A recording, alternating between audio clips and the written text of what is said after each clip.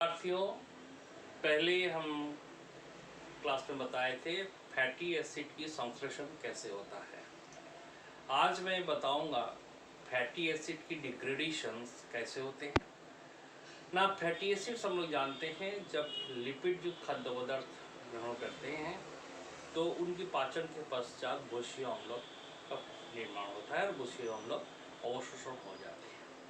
और हम जानते हैं लीवर, मसल्स या हार्ट में जो वसा होते हैं वो जमा हुआ वसा बाद में जब हमें ग्लूकोज से ऊर्जा प्राप्त नहीं होता है तो उस ऊर्जा के स्रोत के रूप में भूषीय अम्ल अपघटन द्वारा ऊर्जा हमें प्राप्त होता है। भूषीय अम्लों का जो संश्लेषण है हम लोग पहले पढ़े थे, जो कि कोशिकाओं के साइटोप्लाज्म में होता है, जबकि भूषीय अम्लों का विघटन जो है वो माइटोकॉन्ड्रिया के अंदर मैट्रिक्स में होता है।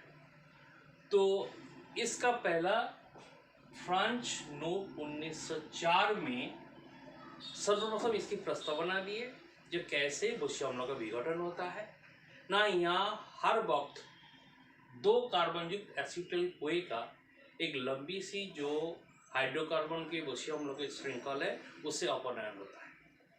बाद में लेनिंजर 1949 में, जो लेनिंजर एक अच्छे फेमस बायोकेमिस्ट है, उन्होंने इनकी डिटेल्स जो फैटी एसिड की अपघटन के बारे में वर्णन की और उन्होंने बताया कि हर वक्त जो बीटा कार्बन है जो लंबी सी फैटी एसिड के श्रृंखल में जो सीधे चेन है उसमें ऑक्सीकरण होता है। तो जो अल्फा कार्बन है उनके साथ भूषीय अम्लों का अम्लो ग्रुप यानी COH समूह जुड़ा रहता है और एक तरफ CH3 समूह होता है और एक लंबी सी श्रृंखल होती है जो भूषीय अम्ल होता है।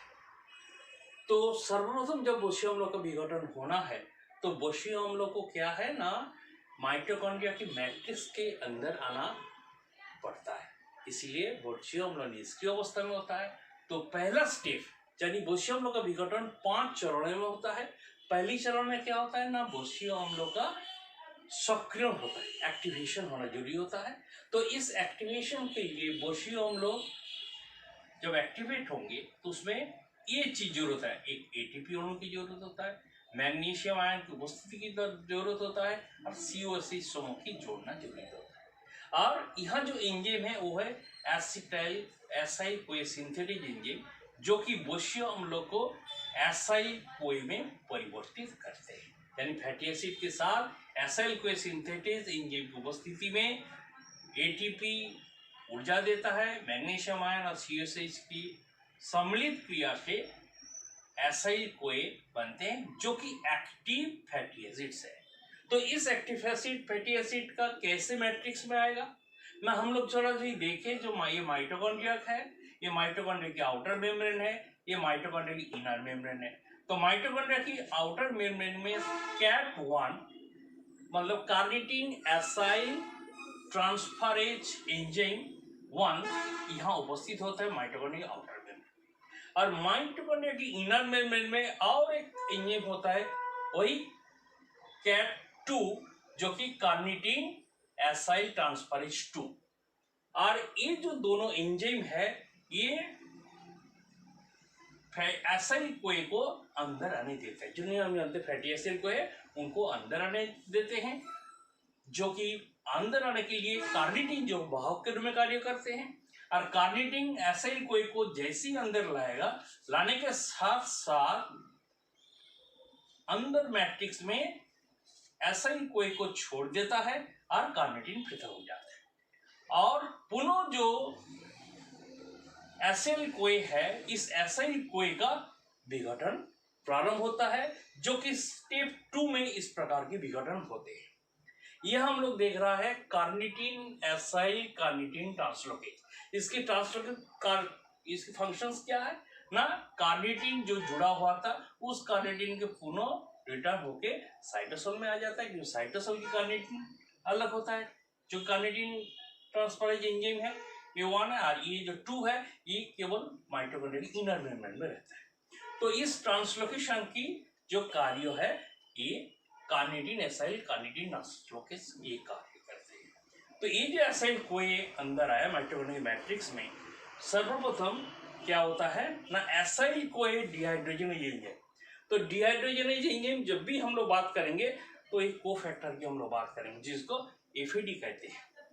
इस एफएडी एसाइल कोए से हाइड्रोजन को रिमूव करता है और डेल 2 अनसैचुरेटेड एसाइल कोए का निर्माण करते हैं। जो डेल एनोइल कोए हाइड्रेटेज एंजाइम की उपस्थिति में बीटा हाइड्रोक्सी एसाइल कोए में परिवर्तित कर देता है। तो हम लोग जो फर्स्ट स्टेप में देखा गया ना activation of fatty acid, second step में हम लोग क्या देखे ना डिहाइड्रोजनेज एंजाइम की उपस्थिति में हाइड्रोजन की रिमूव करके अनसैचुरेटेड एसाइल कोए में परिवर्तन, और थर्ड स्टेप में हम लोग देखे कि ना डेल एनोइल कोए हाइड्रेटेज अर्थात हाइड्रेशन। तो हाइड्रेशन होने के साथ साथ जैसे जल की उपस्थिति में बीटा हाइड्रोक्सी एसिड कोए में परिवर्तित होगा, तो इसके बाद फोर्थ स्टेप स्टार्ट होगा। हम लोग देखे थे जो स्टेप 3 में डेल्टा 2 अनसैचुरेटेड एसाइल कोए से बीटा हाइड्रोक्सी एसाइल कोए का निर्माण हुआ था, जिसमें कि हाइड्रेशन के पश्चात ही हुआ था।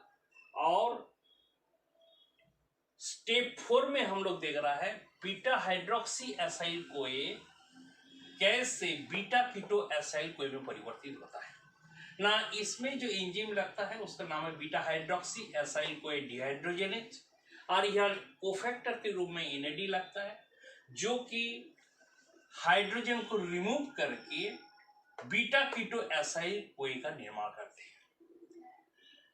तो ये बीटा कार्बन के साथ कीटो समूह जुड़ा हुआ है और बीटा कीटो एसाइल कोए स्टेप 5 में बीटा कीटो थायलेज एंजाइम की उपस्थिति में थायलेसिस होता है, जहाँ की COSH जो है ये बाहर से, ये हम लोग देख रहे हैं COSH है, ये COSH बाहर से ऐड होता है और यहाँ जो बॉन्ड है सिंगल बॉन्ड है उसके ब्रेक होता है और कीटो समूह अलग हो जाते हैं। यहाँ से कीटो समूह अलग होके CH3C डबल CH3CO यानी एसिडिल कोए का निर्माण हुआ, और यहाँ जो रेस्ट जो फैटी एसिड की लंबी श्रृंखला है उसकी एसाइल कोए के रूप में यहाँ रह गया। तो इस प्रकार यदि हम लोग कार्बन संख्या के आधार पर हम लोग देखते हैं जो सैचुरेटेड जो फैटी एसिड्स है लंबी श्रृंखल होते हैं, और इवन नंबर के जो फैटी एसिड्स है इस इवन नंबर के फैटी एसिड्स में हर बार जो बीटा ऑक्सीडेशन होता है तो उसमें एक एक एसिडिल कोए का यानी 2 कार्बन के एसिडिल कोए का ओपोनेंट होता है। और यदि मानिए पार्बिटिक एसिड हो यानी 16 कार्बन के हो तो 2 कार्बन जो एसिडिल कोए निकालने के बाद 14 कार्बन के फैटी एसिड कोए पड़े रहते हैं। इसी प्रकार यदि इवन नंबर के फैटी एसिड हो तो वहाँ एसिडिल कोए तो बनेंगे ही बनेंगे, साथ साथ रेस्ट में 3 कार्बन युक्त प्रोपिनेल कोए पड़े रहते हैं जो कि क्रेब्स साइकिल में इंटर करते हैं। तो हम लोग जानते हैं एसिडिल कोए से क्रेब्स साइकिल में हमें ऊर्जा प्राप्त होता है, और इस ऊर्जा की जो कैलकुलेशन है हम लोग नेक्स्ट क्लास में इसको डिस्कस करेंगे।